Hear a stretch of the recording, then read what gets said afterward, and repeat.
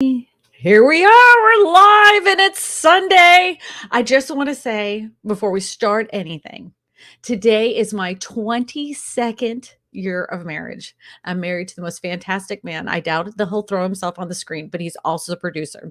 So, Mr. Eddie Smallhorn, I just want to let you know, thank you so much for spending the last 22 years of your younger years with me. We've had a blast, and I just want everybody in the universe to know that he's a wonderful, patient man, and I'm very blessed to have him as my husband. So everybody, tell everybody say in the comment section, thank you, Eddie Smallhorn, for being married to Kristina. He's put up with a whole heck of a lot. But that's besides the point, because you're here for the real estate market, and we are going to be talking about these there's so many YouTube videos out there. There's so many YouTube channels. There's so many headlines, columnists, and they love to use these words. And don't get me wrong, I've done it too, but I always offset what was said in my title, but they love to say housing crash, cooling off, housing bubble. There's literally people on this YouTube platform that have made a whole entire YouTube channel just based on the words housing crash, housing bubble, inflation. And then before that was stimulus. I had this pulled up earlier today. Look, crash, bubble. I was really happy when they said something about affordability. There was affordability gap, which was really happy about. But look, another housing bubble. They do this because they know people will click on it. And a lot of times the headlines are deceiving. So if you're just kind of scrolling through, you might think that we're in this housing crash or bubble. But Eddie, I have somebody here with me, by the way. Everybody knows him, Mr. Malcolm Lawson. We're going to be talking about this because we talked a little bit before the stream. Here we go. Look. Hey, everybody. Say hi. Malcolm, you're out of Maryland, right? I am, yeah. Tell everybody a little bit about yourself. Yeah, Malcolm Lawson. I'm a YouTuber as well. I've got a couple YouTube channels. I've been a real estate agent like 6 years or so. I make financial education videos like Kristina. And I've been friends with Kristina for like 3 years or so now.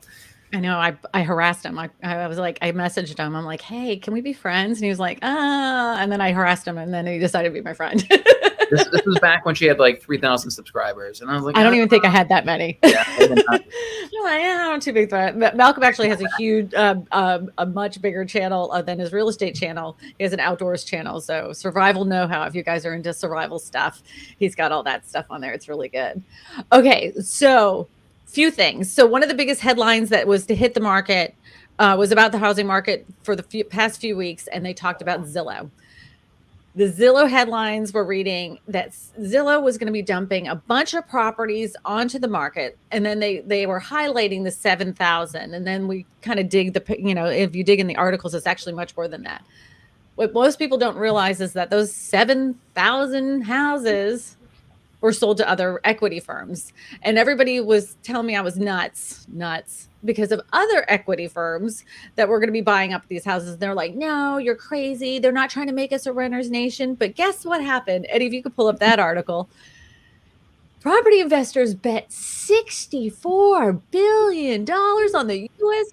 homes in record buying spree. That is just for 3 months. $64 billion. And what did you say? We have the same discussion all the time. What do you say? Why are these private equity firms buying up as many houses as they can? Inflation. Inflation is here, and it's not going away. Like, this is exactly what it is. These big corporations are like, crap, where do we park our money? You don't want to keep it in cash. Maybe they want to stick a little bit in the stock market, but real estate is a very secure appreciating assets. That's a great place to stick your money, especially residential real estate. And these people, they buy hundreds and thousands of residential homes just to kind of have that on their balance sheet and protect them against inflation and actually benefit from inflation. Investors bought more than 90,000 homes in 3 months through September, up 10% from the prior quarter and 80% from year earlier, according to a report by Redfin. Real estate investors acquired 18% of the U.S. houses sold in the third quarter. 18%. They acquired 18% of the homes that were sold in the third quarter. That is an astronomical number. And then, like, if you read some of these newspapers, like, you have to read who actually wrote the article, because one of the ones that was saying, like, investors are doing us a big favor by fixing up these houses and putting them back on the market and making neighborhoods increase in value. We're just trying to save the U.S. housing market. I'm like, who the heck wrote this thing? And then you start digging, you're like, look at their name, you look at them on LinkedIn, and you're like, oh my God, he was former CEO of some private equity firm, or he's it's always, if you peel back the layers, you know exactly who they work for, these companies. So they write these articles to make them look glowing and like they're not trying to take over the housing market, so that, they don't look like a bad guy. They don't want to look like a bad guy. And journalism for hire is a real thing. These people could literally be paying them, hey, here's $500, write us a good article. And, they can invest 10 grand and get 20 really great articles praising them for doing this service to our country and buying up these homes for us. You have to squash in the American dream. Oh, no, we're not doing that. And then, like, one of them was like, we're taking the houses that need the most work. Would cost the average homeowner way too much. They wouldn't want to get in over their heads. We're really doing them a favor. I'm like, that's the people that are like starting out or just trying to get their first home. They know it's going to be a fixer-upper, and you've stolen that ability from them to build generational wealth. Thanks, corporation. I appreciate that. You really did great for the economy. But one of the other big headlines that have been in the has been that there's this cooling off or leveling out. I get it in my somebody said, oh, in Boise, Idaho. I mean, there's thousands of houses that are on the market. So let's look at the national average of what houses are, how many houses that have been on the market. So if Eddie could pull that up, there shows exactly where the inventory is right now. So he's going to pull up this graph. So the supply of homes, if you look at the very end of the graph, of course, that's where we are right now, right? So the highest, of course, was, like right at, 2007, 2008, when, those was 2009, actually, that was when the market crash was. Then it went all the way down pretty low at the end of 2013. And then it went low again in 2020 because, everybody was buying houses during the pandemonium. But, even as it is right now, like it's dipped down even more. Even when it got to the highest point this year, it still doesn't meet the average that it has supposed to been for the last, I don't know, almost 15 years. We still have a low supply. So this idea that the housing market is cooling off is just horse pucky as far as I'm concerned. What are you seeing in your area, Malcolm? So I would say that it's not as crazy as it was 6 months ago. I have a listing. I just got it under contract. And it took us 4 weeks to get it under contract, which is kind of mind-blowing, because literally 6 months ago, we would have had 4 offers in the very first day. Let me ask you a question real quick, though. Yeah. At this time, in a housing market that had nothing to do with the pandemic, wouldn't that be like 4 to 6 weeks anyways? Wouldn't that be typical of this time of year? Matter of fact, that'd actually be kind of quick, because normally in November, October, the housing market, it typically seasonally comes down. So it usually takes 4 to 6 weeks during this time of year. Isn't that normal? Yes. So in Maryland, like previous years, I used to tell people the average days on market was about 30 days to get a home sold. Is about a month here in Maryland. And then that, I don't even know what it was, like 6 months ago, it was like a week. But it does seem like to be going back to normal. Right now, 4 weeks is about 30 days. So here in my market, and this particular home was a townhouse, and there's just a lot of other townhouses came on the market around the same time. But in this area, it is about normal right now, which is good. It just feels extreme because we are already on the other end of the spectrum. But right now, it's about back to normal, like 2019 levels. Townhouses here take forever to sell. I mean, like, it doesn't matter what market it is. It's like one of those things that takes forever because we have a hard time getting the townhouses that are FHA approved. Ooh, speaking of FHA, before I forget, anybody that's in the market of getting a manufactured home, FHA changed their requirements for manufactured homes, and they are now allowing people to get a gift from a family member without penalty. Before it used to have, oh, look, Eddie's going to pull this up. It's getting FHA's manufactured housing loan program is getting a facelift. I don't know where it says something about the gifts. Let's see if Eddie can highlight it for me. I can't really see that good. My eyes are over 40. I don't know if you know this, Malcolm, because I don't know if you're there yet, but when you hit over 40, your eyes go to garbage. Oh, I'm getting closer by the day. Let me see if I can read it for you. No, the nation is an affordable housing crisis. Manufactured housing will keep a part of the solution. I know that Deputy Secretary for Housing and FHA, a new and updated title policies will not only expand access to credit borrowers seeking loans for quality and affordable personal property manufacturers of homes will be also make it easier for the lenders to offer financing through the title program. There's meaning that before you couldn't get a gift. You couldn't get a gift, and now you can get a gift from a family member without repercussions. So that's nice. That's nice. Yeah, that's a little step in the right direction. I still think that we now need like a complete reform of that and try to, balance the scales a little bit, make it easier for people to buy their first home. Yeah, they are. The current administration also has stepped in and made some. They want to the manufactured home companies to make their houses even more green than before.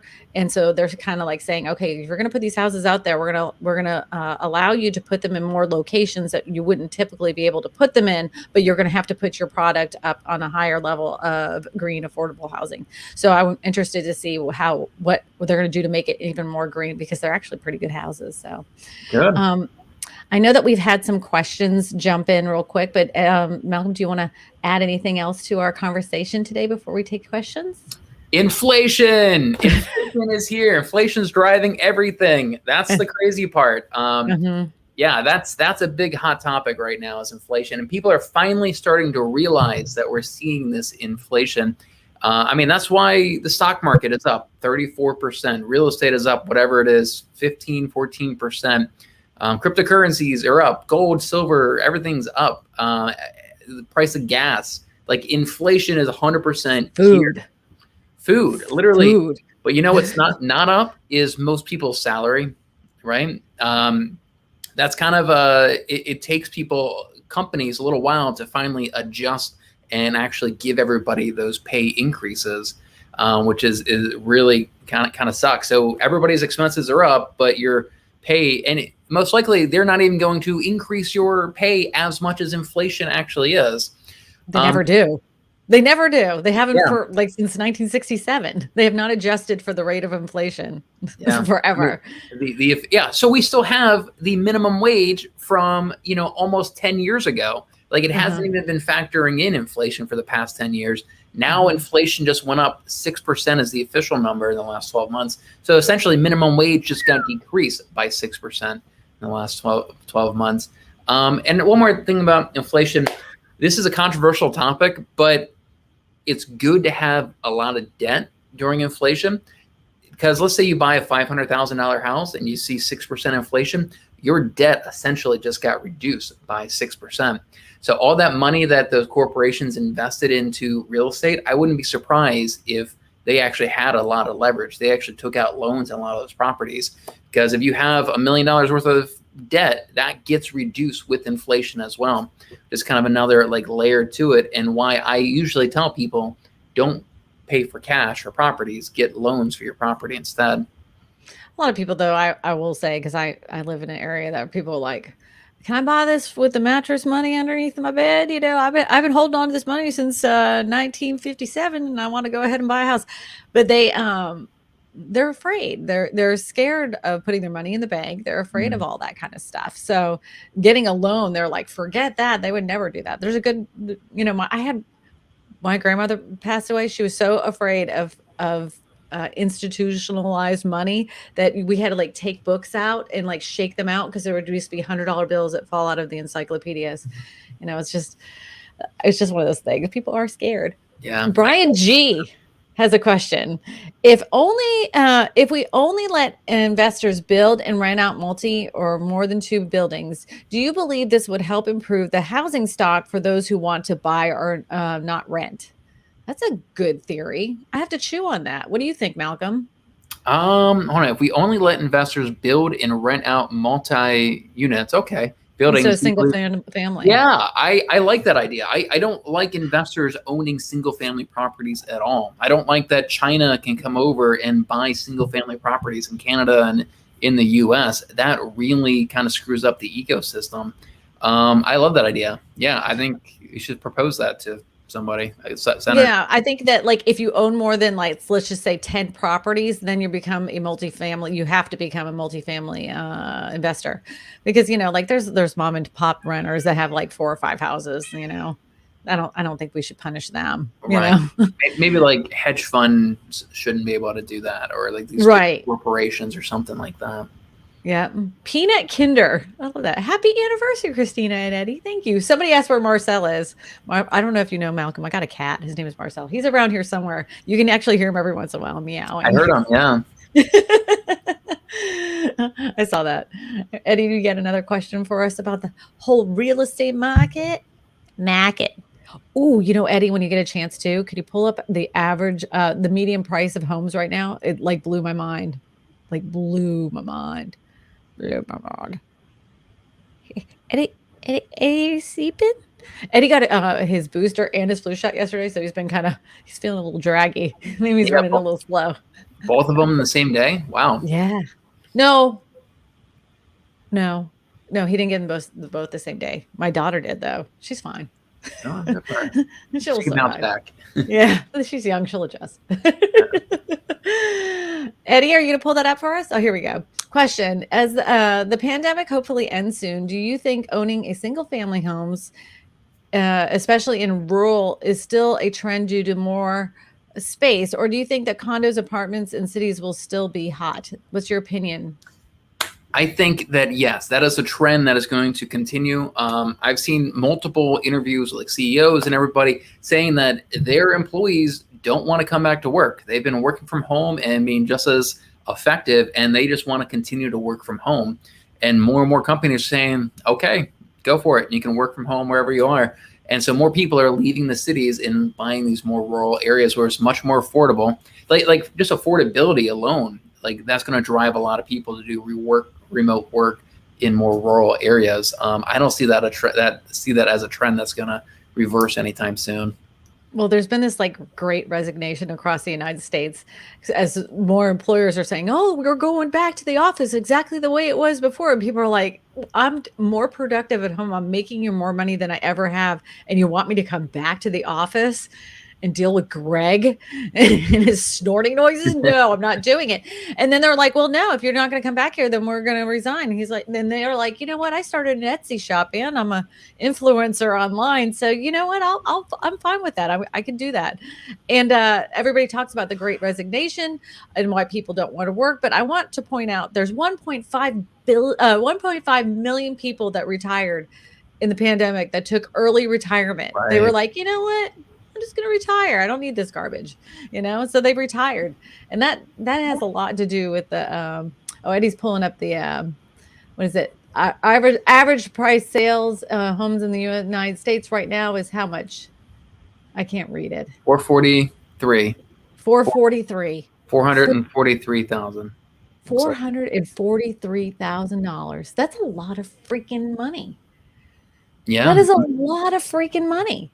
Like I remember when I got into real estate, and I don't feel like it was that long ago. It was 2007, and the average price home was $145,000 at the time. Then it went up to 176. I was like, whoa, that's so much money. And then it went up.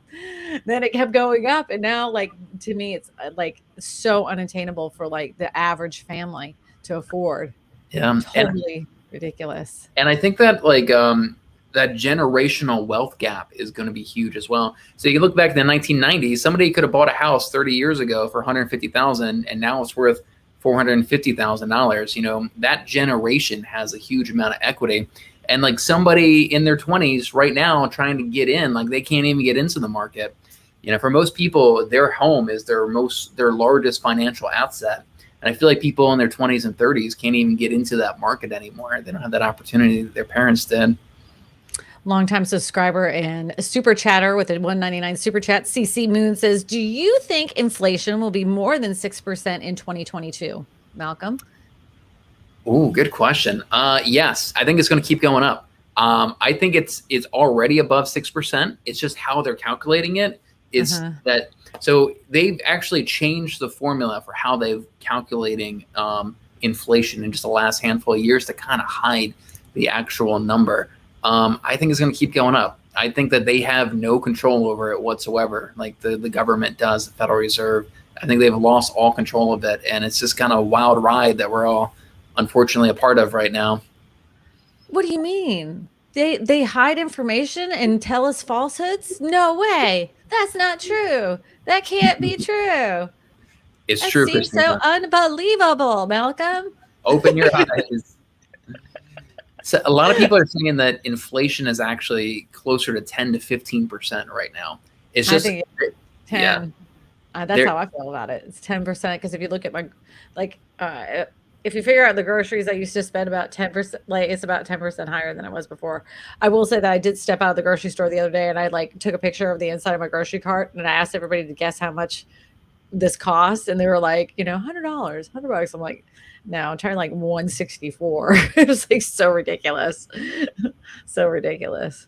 It's crazy. I mean, yeah, you could kind of calculate this stuff yourself. Like if you just look at gas prices 12 months ago and home values 12 months ago and the stock market 12 months ago and your average grocery cart shopping spree 12 months ago, you can see it's closer to 10, 15% inflation on all those things.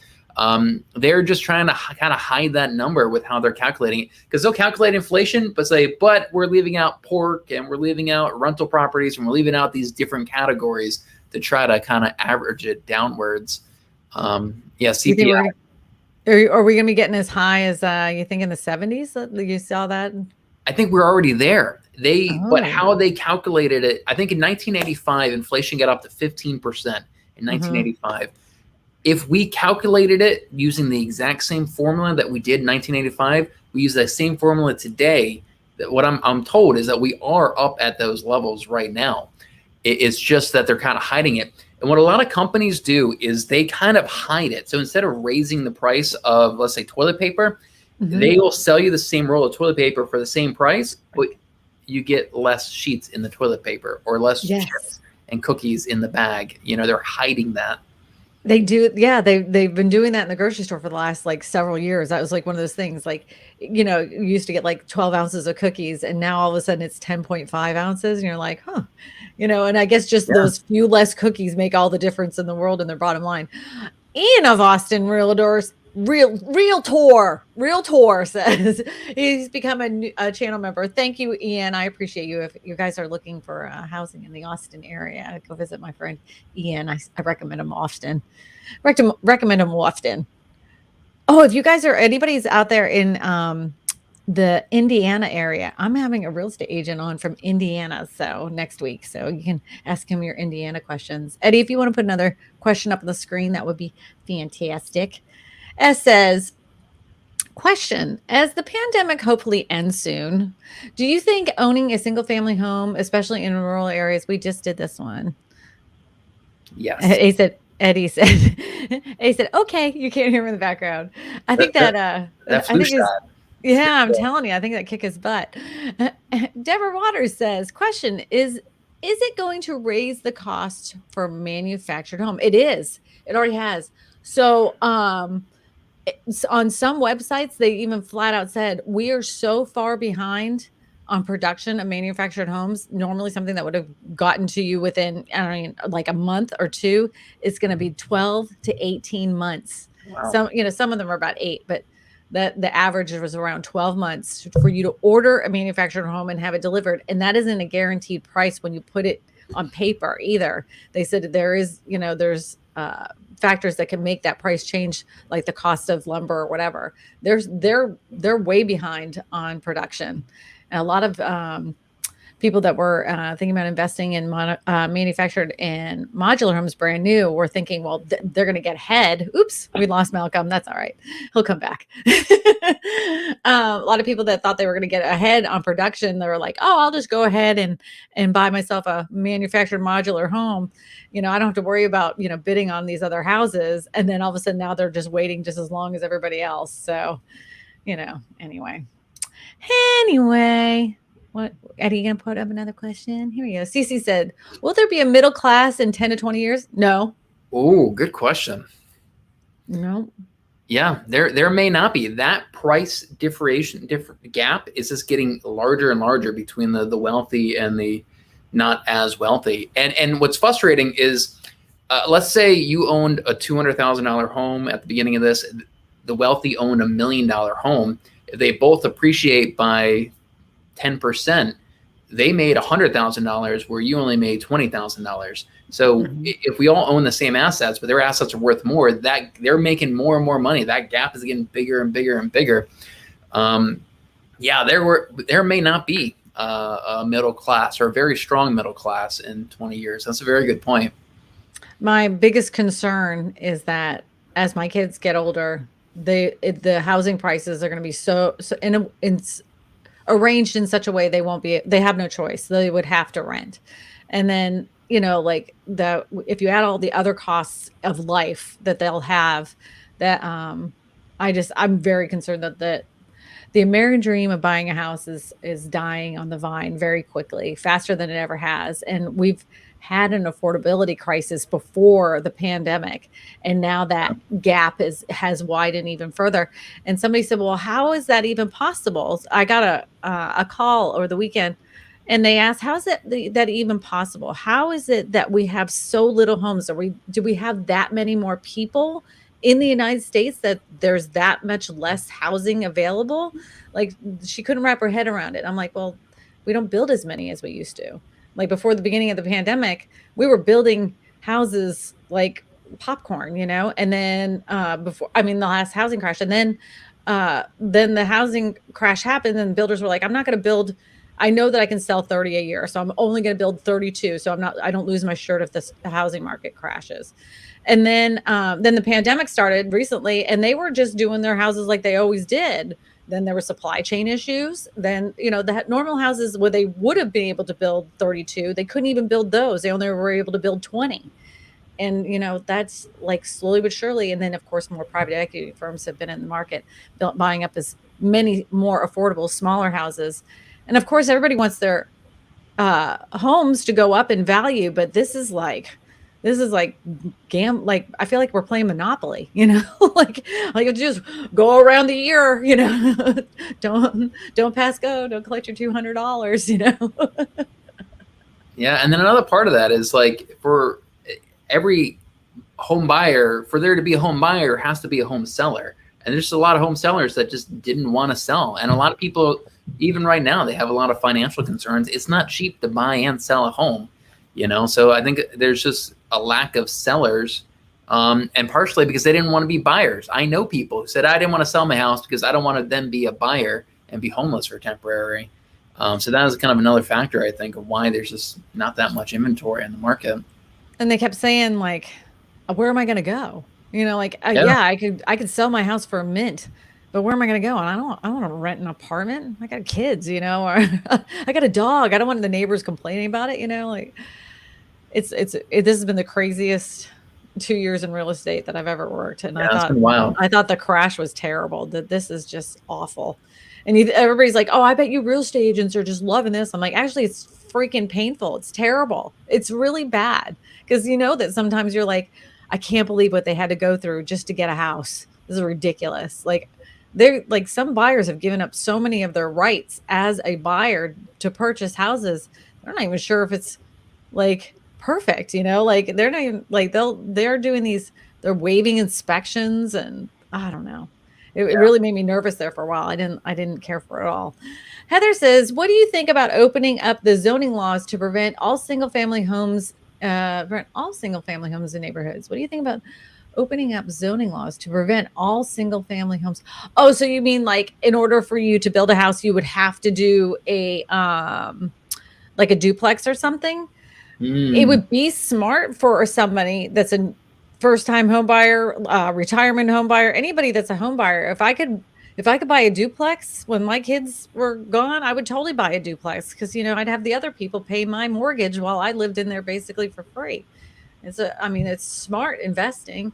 I know in California, some neighborhoods and everything, the way the California law has been proposed is that if you have a vacant lot and you're going to build in a neighborhood, you have to make it you can't make it just a single family property. What do you think about that, Malcolm? Oh, that's interesting. Yeah, I kind of get that. That's not a bad idea to not allow that every neighborhood has to also allow multi or like duplexes or triplexes. Mm-hmm. Yeah, that's not a bad idea because over time, like homes are gonna get torn down in those neighborhoods and those lots are gonna open up. Somebody's gonna build something, and it probably would be more profitable for builders to build multi-unit homes in there. I think the neighbors may not be happy with it, but oh well, like we got to do something. Because commuting distance is another big factor. If everything is all just single family homes and everything's spread out much further, that means people have to commute further and further to get into the center of the city to where they work. Yeah, I think it's definitely an interesting idea. And I think some cities should kind of consider that. Yeah, especially, our infrastructure, I don't know how it is in Maryland, but here in Louisiana, if you got enough money, you can build a neighborhood. Doesn't matter on the infrastructure. And our roads, some of them are like, I can't believe this is the road that takes kids to school and everybody's okay with it. We don't have sidewalks here. We have ditches that they literally dig on each side. I'm not joking. I'm not joking. And then when you go from Mississippi into Louisiana, you literally know when you've hit the Louisiana border because your feelings feel like they're about to fall out of their teeth. Right.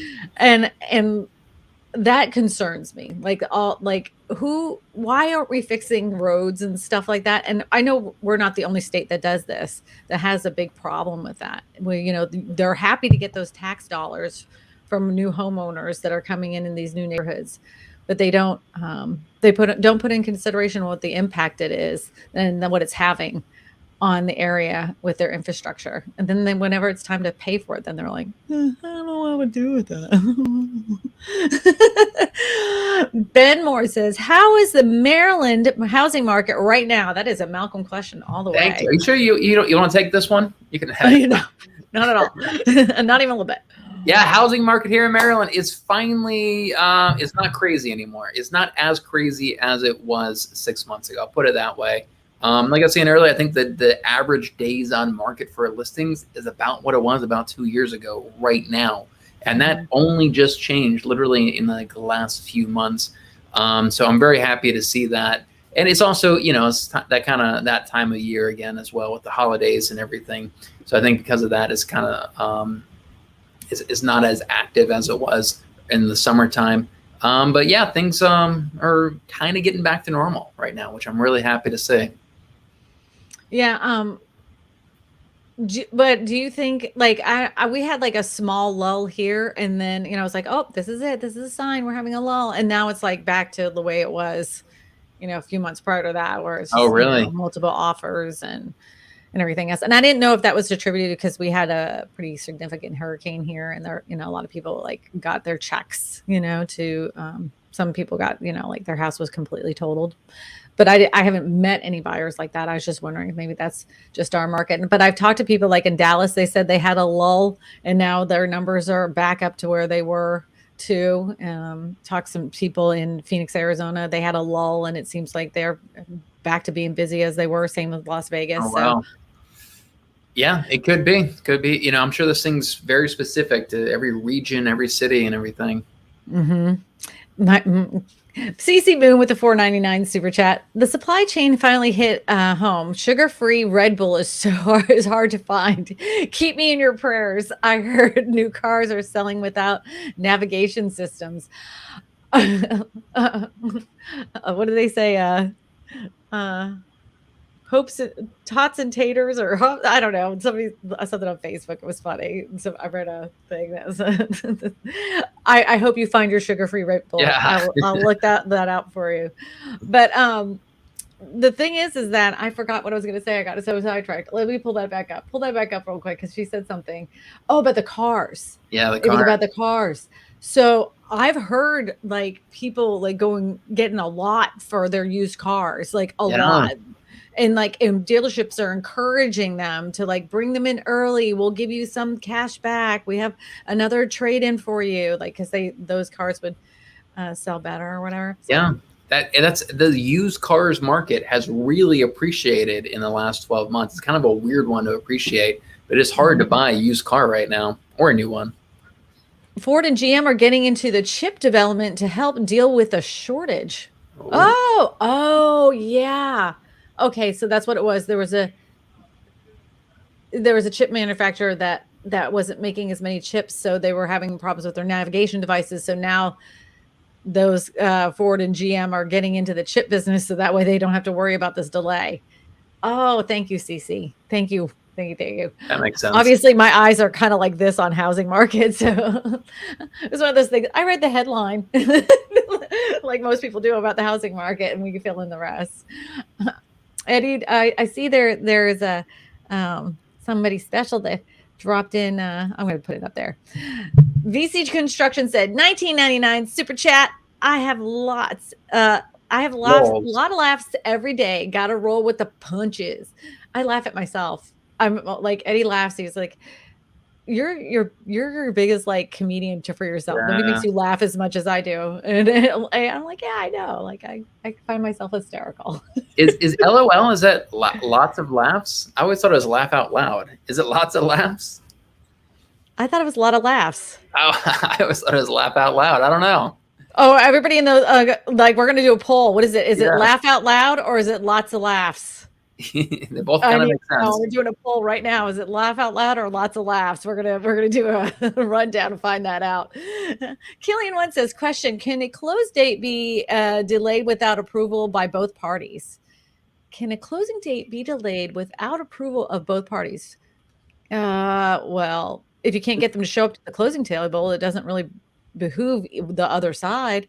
Here in Maryland, for it to be like official, the both parties have to agree to it. If the buyer says, "Hey, I can't close on that date," the seller could say, "Okay, well, the contract's null and void. Then you didn't abide by the contract. You said you close on this date. You're not doing it. Contract null and void." And that happens sometimes. If the buyer's like, "Hey, we need to push it back like 3 weeks," seller's like, "No, we're not doing that. Contract is done." So for it to be official, both parties have to agree to it. But really just gives the seller the right to like walk away from the contract if they wanted to. Dude, I am getting smacked in the comments section. It is laugh out loud. There's not one person that said a lot of laughs. I was so wrong. I'm getting hammered. There is not one.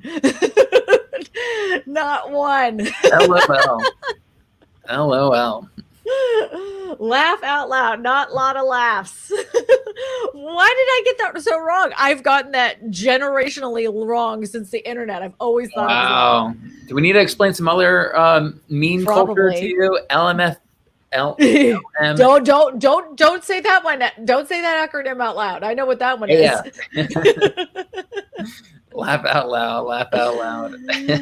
Oh man, I got totally smacked. Well, that's because I'm 50. You know, I don't know these things the kids do these days. Lol. Eddie, all right, we don't need to be hammering me out. Every one of them, Eddie, keep them coming. Yeah. ROCFL. Everybody knows this one. We're not gonna put that. I'm rolling on the freaking floor. All right, Eddie's trying to search for a question here in the comment section. I have that Eddie got me lovely gifts for our wedding anniversary, so I just want everybody to know that he did good. I'm a simple person, so we make a list. We make a list like, what's your favorite color? So we buy item with that favorite color, with something that makes you think of me. So it's just like some random stuff. And it's just simple stuff. And then we always say we can't spend more than $100, and all the little things. It was fun. Nice. Yeah. Happy anniversary. I didn't say that yet. Yeah. Happy anniversary. Eddie, do you have a question to throw it on this? All right. Yeah, he's getting it. I don't know if you heard him in the back. He's like, yes, I do. Grumpy. Depeche says, question, will the Fed increase the rates? I have an answer for this, but go ahead, I Malcolm. think, yes. They originally said that they're not going to increase rates until like 2023. But I think that they've totally botched this whole thing. And I think that, raising rates could be one of the levers that they could pull to try to calm down the inflation rate a bit. And when they do that, that's also going to have a big impact on the real estate market as well. But yeah, I foresee them doing it probably in the next 6 to 12 months. What are your thoughts? I do too. Like originally they had, like you said, originally they were saying, no, we're going to keep them the way they are. We want to keep the economy rolling. If we increase rates, it's going to cripple the economy. But now it's like they really don't have a choice. It says top Fed officials signal interest rate increases in 2022 are on the table. So refinance now, buy those homes now, while you still can. Several Federal Reserve officials on Monday indicated central bank could raise interest rates before the end of 2022 based on the rapid recovery of the economy and the extent about of high inflation. The Fed leadership has been split on whether the first rate hike since on onset of the pandemic would take place in 2022 or early 2023. Yet Wall Street DJIA says negative 0.75. Has increasingly come to think that the Fed will act sooner, and Fed officials also seem to be more receptive. Yeah, it's been whispers for a couple weeks now, and some of the I like to go into page 3 in Google, like I go and then I'm like those little articles that nobody likes to read that have a bunch of smart people in it. They've been saying that for a little while now. It's a good little while. Yeah. Jerome Powell originally, go back 24 months ago, he's like, we want to get inflation up to 2%. And it was at 1.3%. He's like, our goal is to get it to 2%. Now we way overshot that. And now we're at 6%. But I think that shows that we have very little control. We can't really dial it in that much. So I think they're going to do something drastic to try to bring it way back down. And inflation's been going up. Every month that they report these numbers, it's higher and higher and higher. So last month, October is, I think, 6.3%. This month, November, when they report these numbers, it may be 7%. It's that trend is going up and up and up. It's crazy. I have to do this. Touchdown! 821 $5 super chat. It says, how did middle class fight back? Single income, rent increase, way more than the annual raise. How do we fight back, Malcolm? What is your answer to that? Oh man, I don't know if there's a good way to fight back. I say you have to understand the game and just play the same game that they're playing. Our culture and society really gives us everybody two main avenues for financial security. And that's one is a 401k and investing in the S&P 500. The other one is home ownership. Take advantage of both of those things. If you look at any timeline, if you would have invested in the S&P 500 in your 401k 10 years ago, 20 years ago, 30 years ago, or you would have bought a house 10 years ago, 20 years ago, 30 years ago, you would be doing very well off. And those are the exact same investment vehicles that the wealthy are investing in as well. Real estate and the S&P 500 in your 401k. So I don't know if you fight back, but you can play the same game as they can. You can follow the same rules and the same investment strategies that they are. S&P 500 and real estate. That's kind of the best advice I can give you.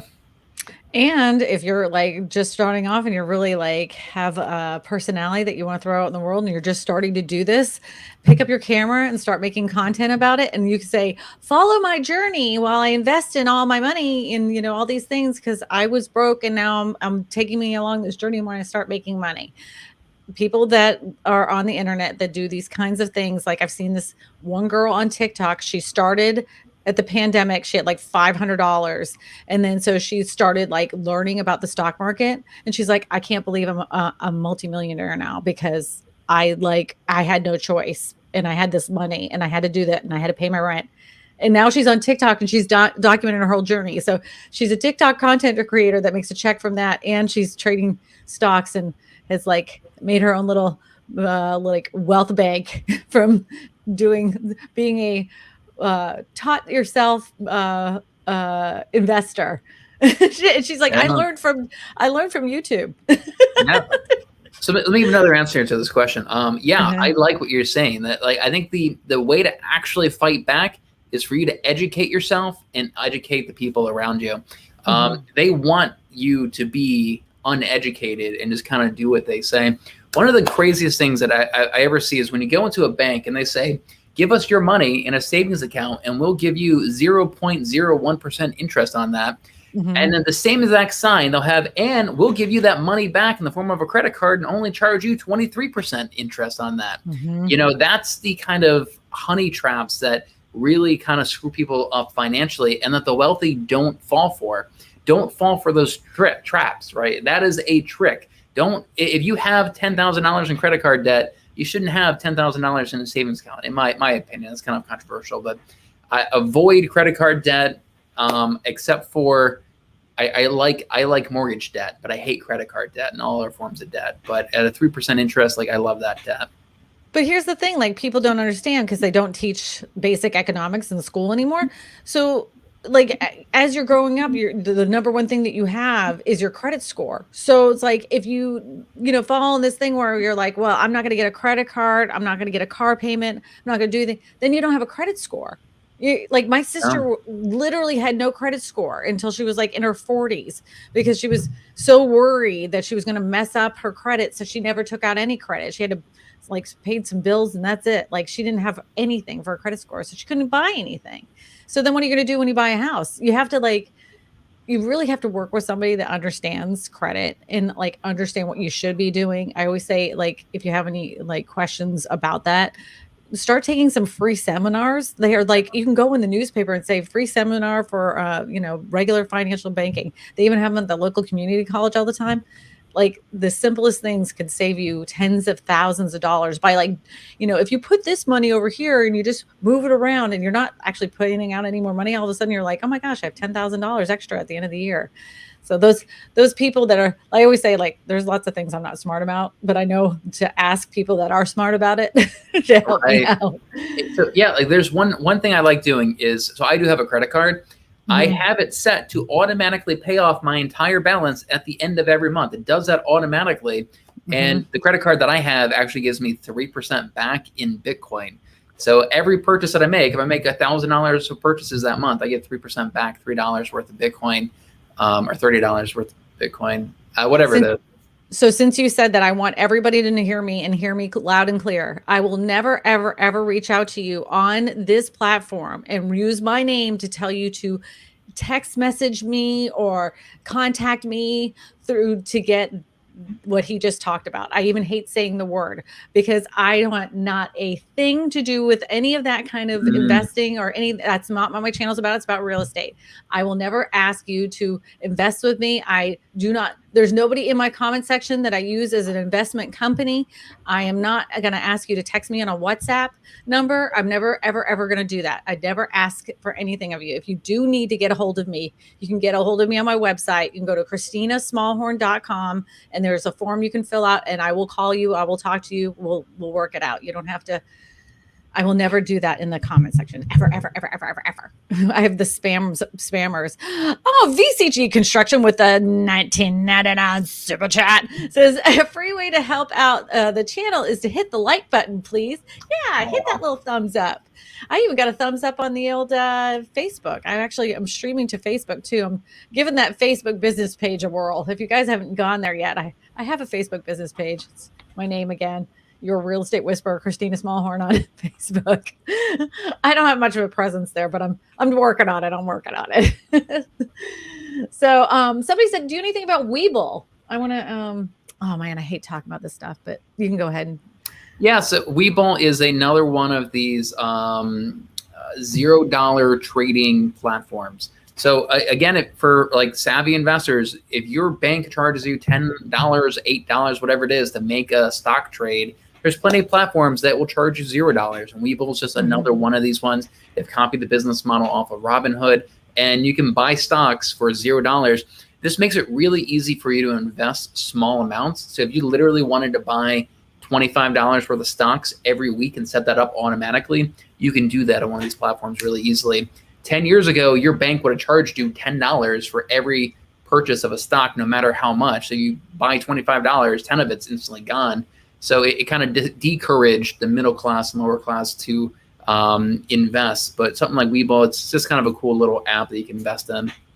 Yeah, it's kind of like was it Robinhood and all those other ones. But this is not sponsored by that company. Just FYI, I just want everybody to know. I don't know. Like, I'm not endorsing or know anything about the company. I just know that, but they can. But I'm not. That's not my thing. Do you think the housing market will have a huge crash by 2022? I personally do not. What do you think, Malcolm? I don't see it happening. It's a crazy market. Look, the government has realized that they have the power to prevent a stock market and real estate market crash forever. All they need to do is just print more money. They can print more money and nothing's ever going to crash ever again. And you can kind of ride that train with them. It's not a great long-term strategy, but they figured that out. But wasn't it in Greece that they devalued the dollar so much that people were just walking out the street with tens of like thousands of dollars and throwing in the air like confetti? Yeah. They devalued it so much that people were like, what's the point? It's like they like literally crashed out their market because they devalued the dollar so much. Wasn't that Greece that did that? Yeah, I think Greece, Venezuela, Zimbabwe, they've all had hyperinflation in the past couple of decades. Hopefully it doesn't happen to the US dollar, but yeah, I don't foresee a housing market crash. I don't. Even take inflation out of it, even just where the housing market is right now. There's enough houses on the market for as many people that need a house. Yeah, I mean that's simple supply and demand. There just isn't enough houses for as many as people need a house. That's it. Yeah, wow. You'd have to have supply exceed demand for there to be a housing market crash. But right now, demand is far exceeding supply. And even if demand got cut in half, like we may be in a more of a neutral market. But I don't foresee in the future a huge supply with very low demand. Well, the thing is, even with like, let's just say there's people that are like, oh, I have buyer's fatigue and everything else. Yeah, they have buyer's fatigue, but then there's like 15 investors that are like, well, you may be tired, but I can go ahead and get my pockets out because I need to offset inflation. So I'm just going to go ahead and purchase that house. So there's still like the investors are salivating for more houses. They can't wait to get more. All right, Eduardo, can we get another question on the screen? It says, Nozia says, hi, questions. Any thought on rent-to-own houses? Do you think it could be a solution for the housing crisis? What's your opinion about rent-to-own prices? I'm not a fan of rent-to-own prices. It's essentially like you rent it out and you kind of agree that you can buy the house from them. And usually they set a price. But the problem is I see people overpaying with rent-to-own homes. If that home were to go on the free market and you have multiple people bidding on it and everything, I think a lot of times the home would actually go down. I think that homeowners, since they kind of have that power in the situation, they set the price of the home at a premium. They may overestimate the value of the home instead of exposing it to the market. That's why I'm not really always a big fan. And rent-to-own is really not that common, not around here anyway. There is a new company that has come out. I've seen a few real estate agents talk about it. I have not looked at it to any deeper, but what is that a family, they'll have a credit score that's just a little off, like where the lender has said, well, if you wait another 6 months, you'll be able to purchase this house. Well, this company steps in and says, okay, we're going to purchase this house and we'll give you 8 months where you're renting it from us. We're going to purchase it. And then in 8 months, you're going to buy it from us for at this much with like an increase of X amount. So they can make a little bit of money, it could be a good option for you. We do something here in Louisiana called a lease purchase. So you're leasing the house for, let's just say 9 to 12 to a year and a half or whatever. And at the end of that lease, whatever the down payment you put is usually a good chunk of change, like 10, 15, 20, sometimes $40,000. That down payment that you put down, if you are not able to get a loan at that time, that $40,000 goes to the seller. Or you can purchase it, and that $40,000 that you had off to the side now goes to your loan or your down payment for the house itself. So it kind of sounds like a gamble then. So there is a chance you could lose that. Right. And I've seen it where it worked out for people, but I've also seen it where they took a substantial, I think it was $60,000, and they were like, "Wow, this is awesome!" Right? And then the buyers decided they didn't want to purchase it, right? And this family had just finished remodeling the whole thing and decided to do this lease purchase thing. The $60,000 goes down. They decide that they're not going to purchase it. They're like, whatever, we're $60,000 ahead. And then they walk into the house. It is trashed. Wow. Trashed. trash smelled like cats and dogs, and they had left some furniture there. The dogs had eaten the furniture around there and the railing going up the stairs. And I mean, they had to do a lot of work to get it back in order. It's about $60,000 worth of work. That's the risk of just being a landlord in general. Yeah, it is. Yeah, but the real estate agent felt terrible because she was like, I talked them into it. I was like, ugh. But it was a bad market at the time, and so it was kind of like, what do you do? All right, Jerry Prusa says, okay, alrighty. When is Marcel making his grand entrance? I don't know where he's at. You know how cats are, Jerry. Now listen, you know how cats are. They make the decisions on their own. You can't get a cat to do anything. I left the door open on purpose because I was hoping he'd come on the screen. He's been doing this thing. My next video that's coming out, you'll see him quite often because he kept harassing me. And I was like, forget it. I'm just going to film it with the cat. So the cat's like in the background the whole entire video. He actually like walks across the camera. So whatever. Jason Walter. Oh my gosh. Do you know Jason? I do. Yeah, he's a YouTuber here on the old YouTube webs. He is one of my guests quite often. I like having him on. I tried to have him on, but he was busy. I'm going on vacation and visiting friends. I can't do it. So I was like, whatever, Jason. You're still my best special buddy, but I'm still mad. We'll have Jason on again. He's a great guest. Everybody likes Jason. We love you too, Malcolm. I didn't want you to feel like I'm like throwing you under the bus. I'm out. See ya. Yeah, Malcolm quits. Kay Dallin says, when loan limits are raised in 2022 to account for skyrocketing home prices, does that mean that they're allowing riskier loan limits in the amount of a person qualified for compared to 2021? Well, you still have they don't change, they only can qualify for, let's just say they only qualify for 240,000 just because the year crossed over to 2022 and 240,000 doesn't get them a house anymore. They can't necessarily qualify for more money, and they haven't changed any loan limits that I know of currently. And I will say that once we start seeing people like, oh, I had to get an interest only loan, or I had to do a balloon payment to be able to buy a house, that's a red flag. Oh, that's interesting. I never thought about that. Yeah. If you start hearing people doing that, that means that the banks are willing to take that risk. And if they're willing to take that risk, that's a red flag. Red flag. Eddie's slow today. He's got that 22 years married itis. Yeah, that's what happens to you. Marissa says, question, what is your take on buying a manufactured home not brand new? This is a question for me, right? Yes. Buying a manufactured home is no different than buying any kind of piece of property, whether it's a condo, modular, tiny home, whatever. If it's affixed to a foundation and it's a home, everything is exactly the same as if you were to purchase a house, just a traditional house. Have a house inspected, have that manufactured home inspected, and make sure the inspector that you hire is proficient in understanding what a manufactured home is and what it should be functioning at. Make sure that everything that goes with that manufactured home stays with that manufactured home, and find out what the manufactured home warranties are for each specific thing in the house, because your air conditioning, your roof, your the skirting on the bottom, all those things and your windows will have separate warranties. So make sure that those come with you if the manufactured home is, let's just say, under 5 years. But there's no difference in buying a manufactured home than a traditional home. You still can get a 30-year mortgage. You still can get an FHA loan. You can still get a VA loan, as long as it's attached to a piece of property and not in a manufactured home park, or what some people call mobile home parks. Doesn't matter. If that land is rented, you're not going to be able to get a traditional FHA loan. You're going to have to get a chattel loan.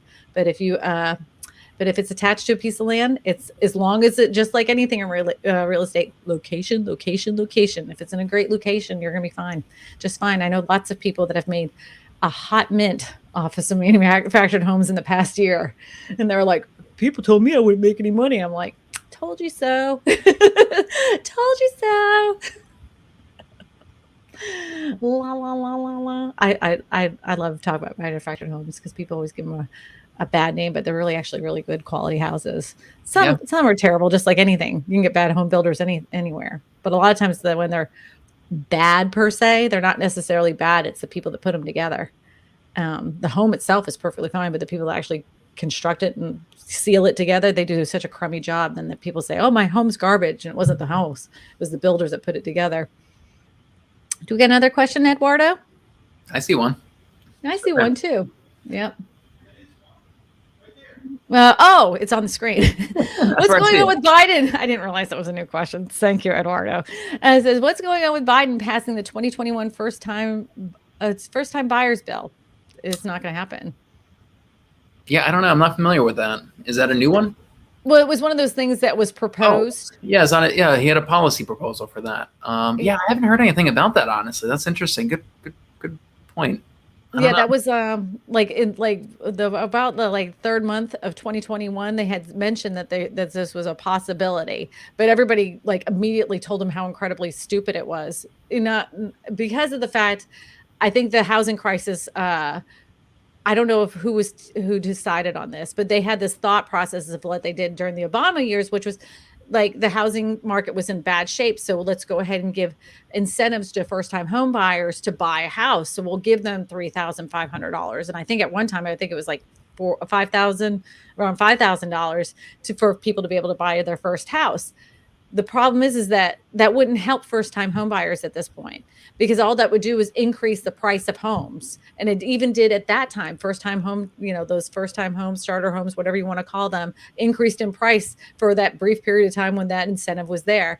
We have a housing shortage. What they should be doing is deregulating some of the pieces of land so home builders can build affordable housing options. And they need to give the home builders an incentive to do that with, cheaper building supplies, cheaper land prices, so they can pass that savings on to someone that was buying their first house. That's what really needs to happen. Right. I agree with that. Thank you. That's why I have you on the show, because you always agree with me. Just kidding. Different roles. Nobody agrees with you about that. Yeah, true.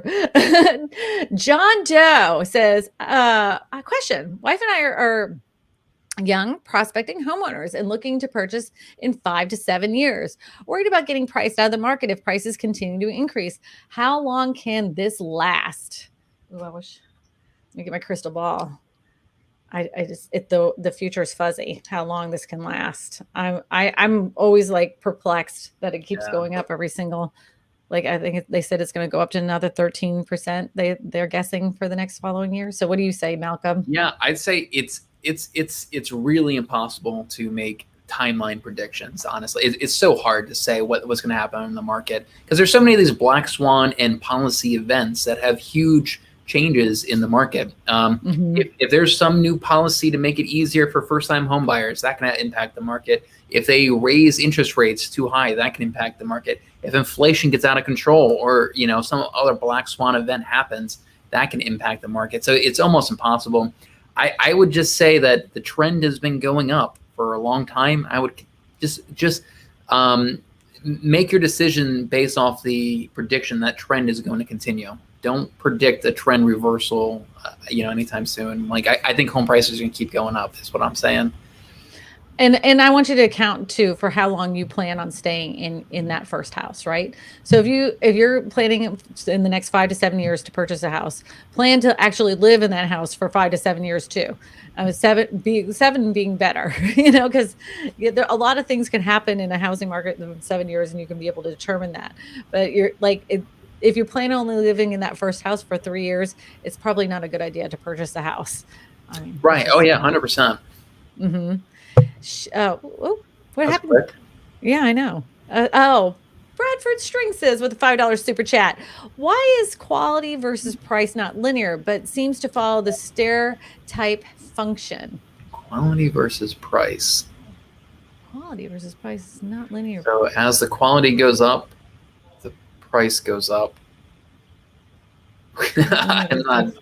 I'm not tracking that one. I would think those two things would be correlated. The quality goes up, the price also goes up. Well, I can honestly tell you, and I've shown it on here before, like some home builders are like at desperation stage when it got to lumber, and they were putting up some pretty crummy houses and throwing drywall on as quickly as possible so you couldn't see what they were doing underneath it. I mean, it's like, I what believe are you that. doing? And then they were still selling them at top dollar because they knew they could get it. And some of these people, I think, are going to be really upset in the next couple, 3 to 4 years when some things just start like breaking out of nowhere. They showed this one girl on the news.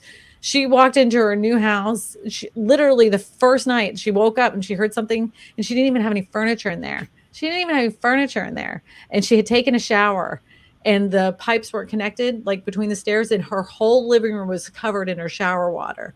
And it wasn't never caught. I mean, the home inspector can only do so much. They didn't know that that wasn't screwed together. They Right. just make sure that everything flushes and everything else. And the water hadn't hit the floor when they had done the inspection, but sure did after she took a really long shower that day. Oh man. Brand new house.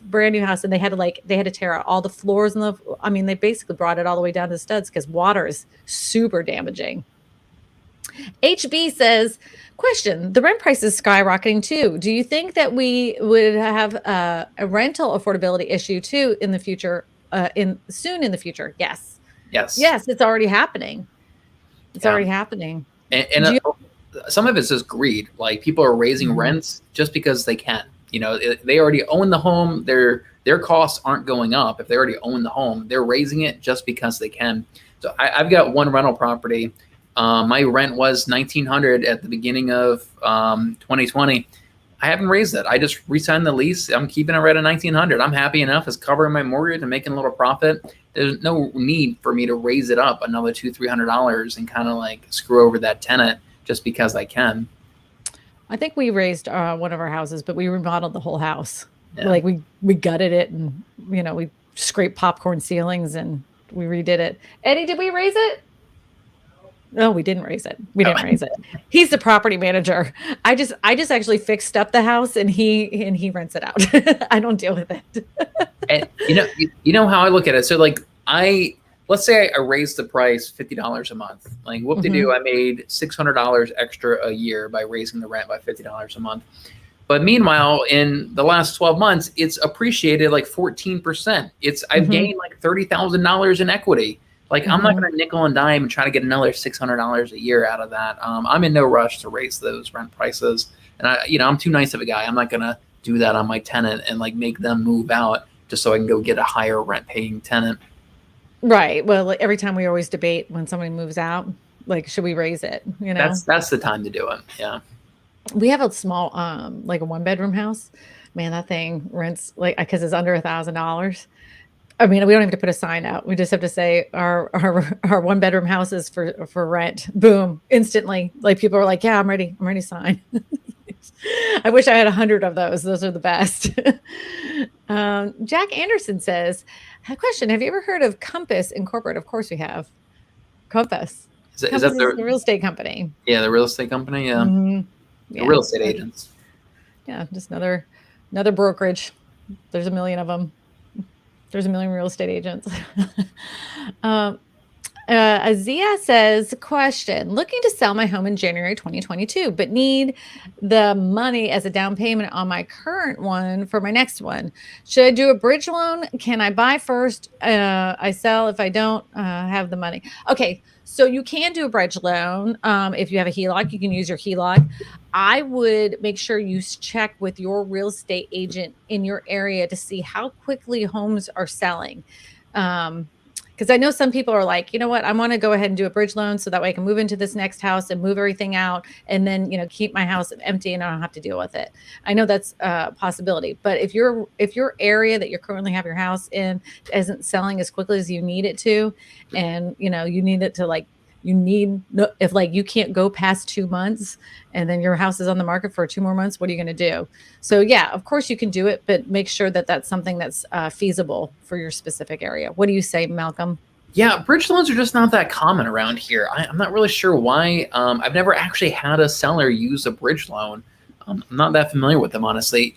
That whole process of selling and buying at the same time, it stinks. It's not a smooth process. You can sell it and say, hey, I want to do a 2-month rent back or 30-day rent back. so that you're renting your home from the new owners to give you time to use that money as a down payment. You can sell it and put everything in storage and then go rent an Airbnb somewhere or something, or hotel for a few weeks. That sucks too. You can submit an offer contingent on you selling your home.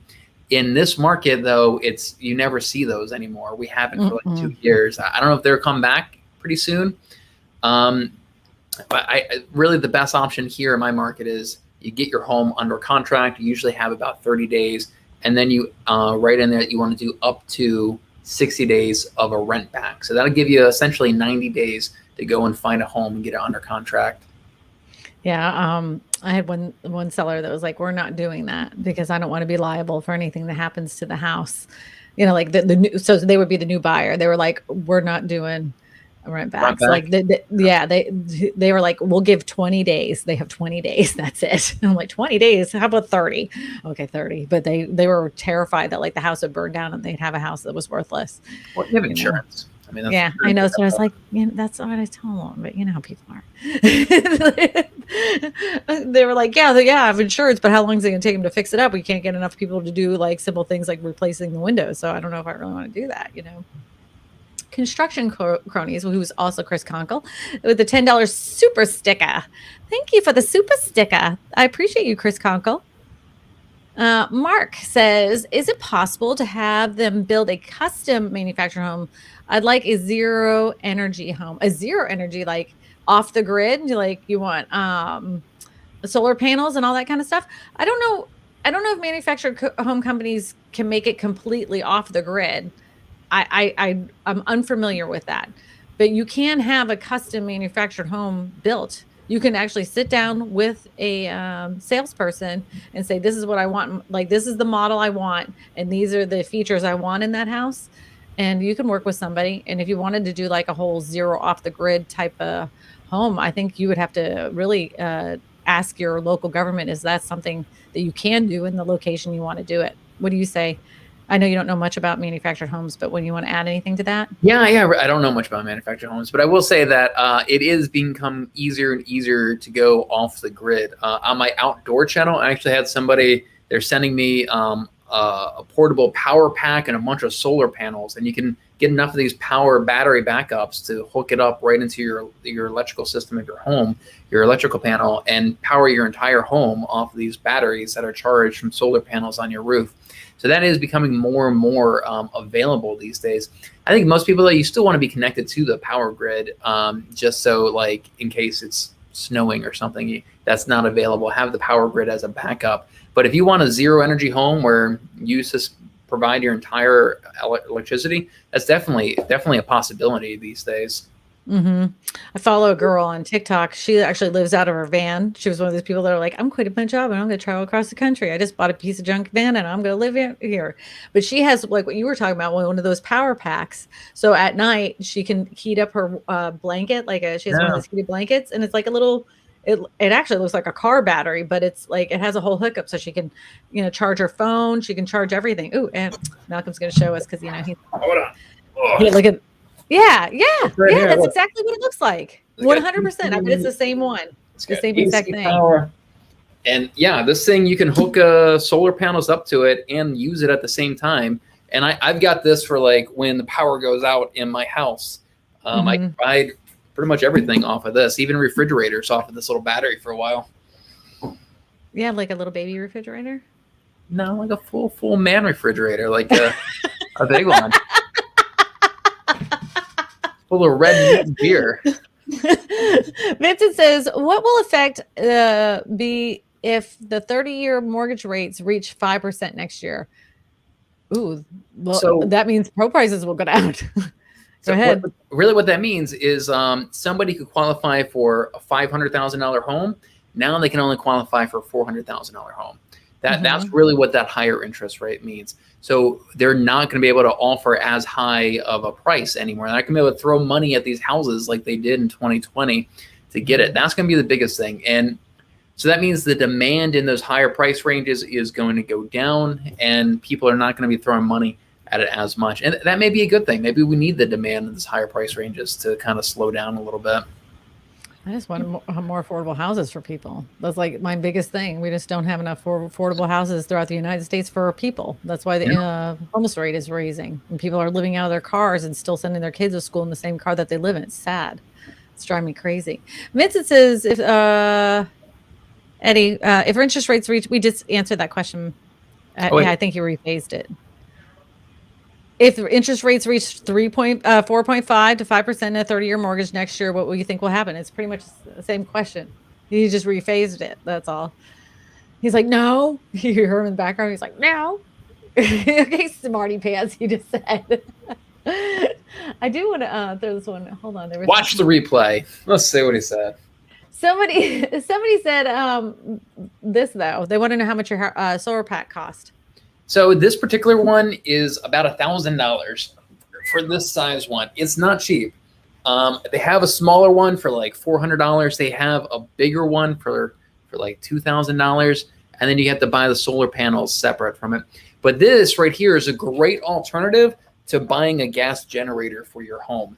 Gas generators, they require a lot of maintenance. They're loud, they're noisy. You need to store gasoline. Gasoline goes bad after about a year or two. So something like this is a much easier alternative you can keep in your home. And you can charge this from the wall outlet ahead of time. So when the power goes out, you just pull this thing out and you're good to go. You can even charge this from your car if you needed to. How about that? Look at this. Dana says 580,000 homeless at last count and growing. I bet you about 75,000 of them are veterans, which is probably the most disgusting number of them all. Yeah. There's a question. I make 85,000 yearly and save 30,000 and have a 750 plus credit score. I live in Long Island, New York, and a car loan of 28,000. I would like a $550,000 home. Is it possible, or should I continue to save? Here's the thing. All we're doing is looking at this as numbers and on the surface, and all these things look really good. The best way for you to find out and get the correct information is for you to meet with a loan officer in your area. And I always say meet with somebody that you can have a across the table conversation with, not just somebody on the phone. Like, you want to be able to talk to this person so they're invested in helping you all the way through that process. We could say, yeah, sure, but we're not 100% sure. There's no way we can't dig past your credit score. We don't really know. So what the best thing for you to do is to meet with a loan officer in your area. What do you say, Malcolm? So let me touch on that a little bit. So one, not financial advice, but when you say you saved $30,000, I would like to see that you say I invested $30,000. Nobody should be saving money right now. Everything should be in some sort of asset that's appreciating. In my personal opinion, not financial advice. Because that $30,000, you probably just lost 6% of that in the last 12 months due to inflation, maybe even more of that. So that's $3,000 to $4,000 worth of purchasing power you may have just lost by keeping that in a savings account. So I would definitely invest that. Just from like eyeballing those numbers, I'm not sure if $85,000 a year is enough to get a $550,000 home loan with $28,000 in car debt. I'm not sure if those numbers would add up. But yeah, really, you got to talk to a lender, look at an FHA loan, which I think require, what is it, 3.5% down? Yeah, 3.5% down. And I think the lowest score they can take is a 550. And so really your $30,000, like that would probably, you have to put that towards your closing costs, which are another 3 to 4%. So that's about $15,000 in closing costs you have to pay. Yeah, okay. So that may add up. You may be able to afford closing costs. Yeah, you'd be cutting it kind of close. You may want to go down a little bit, maybe 400, 450 price room. But really, you got to talk to a lender, see what your options are. Yeah, and they always have to look at your debt to income ratio. And there might be things on your credit report you don't even aware of. Like, I had somebody like that said, I haven't gotten, my credit report looks squeaky clean. And then they got it, and apparently their mother had been using their credit all these years and put credit card debt that they had no idea about. And their mother had ruined their credit. I'm like, oh my God, that's going to be fun at Christmas time. Thanks, Mom. Zonda says, getting close to closing on my first home. Congratulations, by the way. What is the most important action I should look out for when it's time for closing? It's very scary. I feel clueless being a first-time home buyer. What would be your first piece of advice? What important action? Yeah, so you're going to do a final walkthrough on the property right before you sign for it and take possession. And if the sellers are supposed to do any kind of repairs, just make sure those repairs are done. In Maryland, the sellers have to leave the home broom swept. So walk through, make sure the sellers didn't leave any junk or furniture around in the property. And then they're going to give you, and we call it an Alta statement, but it says all the expenses that seller and buyer are paying. Just kind of make sure you review that. Maybe review it with your real estate agent and make sure that all those numbers on there. It can be really confusing, honestly, but just kind of take a glance at it at least. Make sure all the numbers are on there, because I have seen people are not supposed to pay a fee, but then they end up having it on that sheet, and we have to kind of correct that. That's not uncommon. Yeah, that's probably what I would say.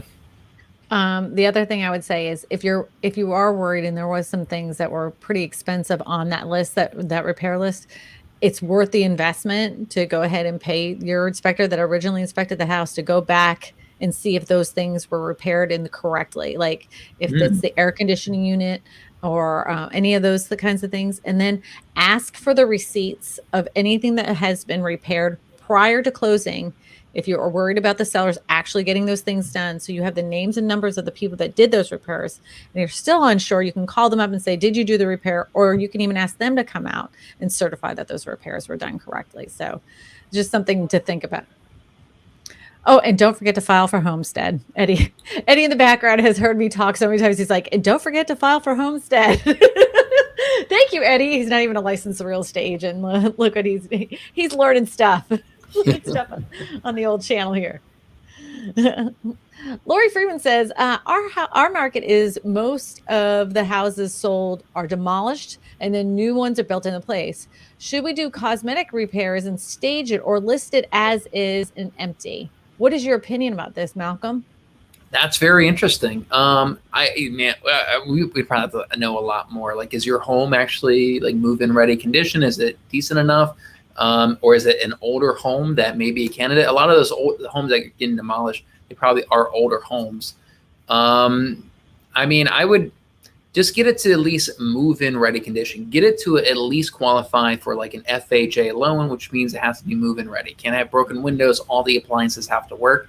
At a minimum, I would get it to that level, just so that you can get access to the FHA buyers. If it's not even that level yet, you're cutting yourself off from a lot of buyers in the market, a big percentage of them. There's an area in Florida called Winter Park, Florida, and you can always tell when the new houses, because they're like little mansions on these postage stamps lots. And then when an older house goes on the market, I mean, they do what Malcolm is saying. They just kind of make sure that everything's in working condition, because they know that the person that's purchasing is going to literally floor it. So there's no point of investing your own money to maybe just get a few bucks back, because that's exactly what they're going to do, but I would talk to your real estate agent. If your real estate agent says, hey, you can, if you put in 10,000, you can get an extra 30,000 back, listen to them. They know that area, they know that market in that specific area very well. So listen to what they're saying to you.